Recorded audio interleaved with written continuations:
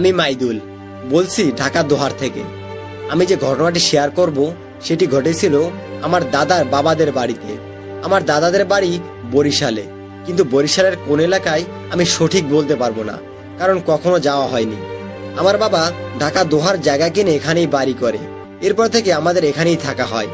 আর আমার কোনো চাচা না থাকায় আমাদের কখনো বরিশাল যাওয়া হয়নি, কেননা বরিশালের সম্পত্তি বাবা বিক্রি করে এসেছিল। যাই হোক, ঘটনায় চলে যাই। আসমত আলীরা ছিল 9 ভাই এবং তাদের বড় কাকা ছিল বড় একজন কবিরাজ। আসমত আলীদের বাড়িটি ছিল গ্রামের সর্বশেষ বাড়ি এবং এই বাড়ির চারপাশে পানি আর পানি। এই বাড়িতে ঢুকতে হলে একমাত্র নৌকো দিয়ে ঢুকতে হয়। এই বাড়ির মহিলারাও নৌকো চালাতে পারে। সেদিন ছিল পূর্ণিমার রাত। আসমত আলীর বড় চাচা সিন্নি রান্না করে বাড়ির সবাইকে খাওয়ায়। রাত 2টার দিকে আসমত আলীদের 9 ভাইকে ঘুম থেকে জাগিয়ে সিন্নি খাওয়ায়। আসমত আলী মূলত আমার দাদার বাবার নাম। আসমত আলী ভাইদের মধ্য থেকে সপ্তম ছিল। তারা পারিবারিকভাবে তেমন একটা সচ্ছল ছিল না। সেদিন রাতে সিন্নি খাওয়া শেষে সবাই ঘরে চলে গেল, কিন্তু আসমত আলীর 3 নম্বর যে ভাই ছিল তার নাম ছিল কুদ্দুস। কুদ্দুস ঘরে যাওয়ার সময় 2টি সাপকে কাকাদের ঘর থেকে বের হতে দেখলো। সে সাথে সাথে একটি লাঠি নিয়ে সাপের উপর আঘাত করে। একটি সাপ দৌড়ে পালিয়ে যায় এবং অন্য সাপটি কুদ্দুসের লাঠির আঘাতে সেখানেই মারা যায়। সাথে সাথে ঘর থেকে কান্না করতে করতে সে কবিরাজ কাকা দৌড়ে আসে সেখানে।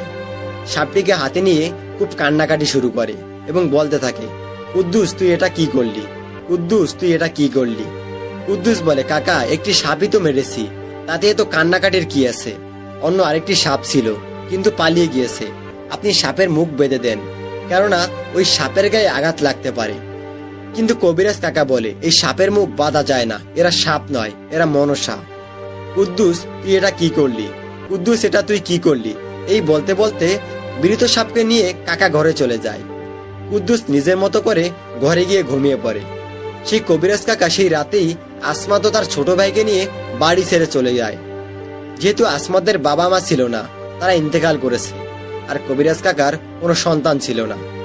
যাওয়ার সময় কুদ্দুসের বড় ভাইকে ডেকে একটা কথা বলেছিল, তোদের ধ্বংস চলে এসেছে। কুদ্দুস যে ভুল করেছে তার প্রতিদান তোদের 7 ভাইকে দিতে হবে। ও তোদের 7 ভাইকে শেষ করে দিবে, ও তোদের 7 ভাইকে শেষ করে দিবে। আমার যদি সাধ্য থাকতো তাহলে আমি বাঁচাতাম, কিন্তু বাজান আমার কোনো সাধ্য নেই। পরদিন সকালবেলা এই 7 জন ঘুম থেকে উঠে নিজেদের ভিতরে একটা পরিবর্তন দেখতে পায়। এদের প্রত্যেকের গায়ে ফোড়ার মতো উঠেছে। প্রথম দিনে তারা এটাকে কোনো পাত্তা দেয় না, কিন্তু পরদিন ঘুম থেকে উঠে তারা লক্ষ্য করে এক রাতেই এই ফোড়াগুলো বড় হয়ে যাচ্ছে, কিন্তু 7 জনের প্রত্যেকের গায়ে একই রকমের ঘা। তখন তারা এই রোগের জন্য গ্রামের একজন হাকিমের কাছে যায়, যে কিনা লতা পাতা দিয়ে ঔষধ তৈরি করে। হাকিম তাদেরকে লতা পাতা দিয়ে বানানো ঔষধ দেয়, কিন্তু তাদের কোনো উন্নতি হচ্ছে না, বরং 5 দিনের মাথায় তাদের শরীরে পচন ধরে। এদের শরীরের মাংস পচে পচে পড়তে শুরু করে। কোনো কবিরাজের কোনো ওষুধই কাজ হয় না।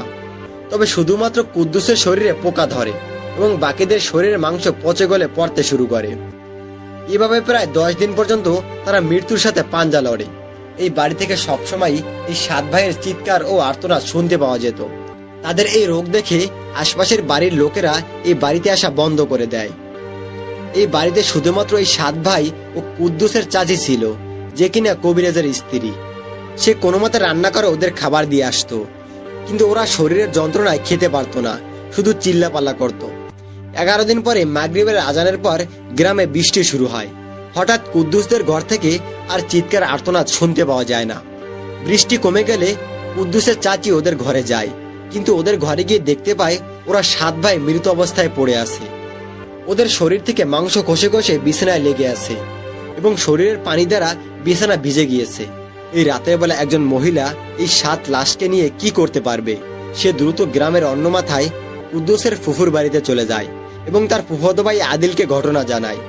আদিল এই বিষয়ে গ্রামে জানালে গ্রামের কেউ এই লাশ দাফন করতে আসতে যায় না। তারা সকলে মনে করেছিল এটা কোনো কঠিন রোগ হবে, আর এদের বাড়িতে গেলে এ রোগ তাদেরও হবে।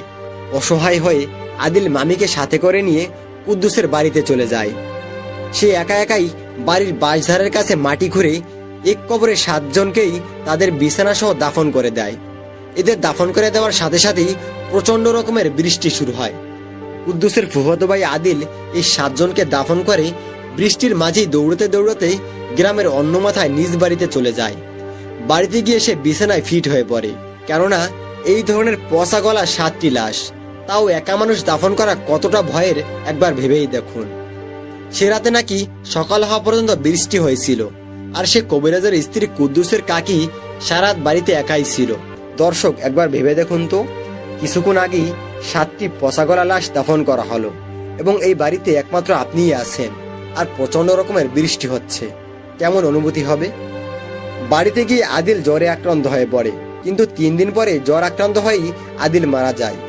একটা অবাক করা বিষয় হলো, এই 7 ভাইয়ের মৃত্যুর পর দিনই সে কবিরাজ কাকা বাড়িতে ফিরে আসে আসমাত আলী ও তার ছোট ভাইকে নিয়ে। তখন আসমাত আলীর বয়স ছিল 12 বছর। যখন আসমাত আলীর বয়স 16 বছর হয়, তখন সেই কবিরাজ মারা যায়। কবিরাজ মারা যাওয়ার আগে আসমাত আলীকে এই ভাইদের মরে যাওয়ার বিষয় ও তার কবিরাজি শিক্ষা দিয়ে গিয়েছিল। যেদিন কবিরাজ মারা যায়, তাকে ঘরের সামনের বারান্দায় রেখে চাচি কান্নাকাটি করছিল। আসমাত ও তার ছোট ভাই পাশেই বসেছিল। ঠিক তখনই একটি সাপ এসে মাথা নত করে কবিরাজের পায়ের কাছে গিয়ে পায়ে একটি চুমু দিয়ে দাঁড়িয়ে রইল। আসমাত এক দৃষ্টিতে এই দৃশ্য দেখল। তখন কবিরাজের স্ত্রী বলে উঠল, চলে যা, বাচ্চারা ভয় পাবে। এই কথাটি বলার সাথে সাথে সাপটি ঘর থেকে নেমে চলে গেল।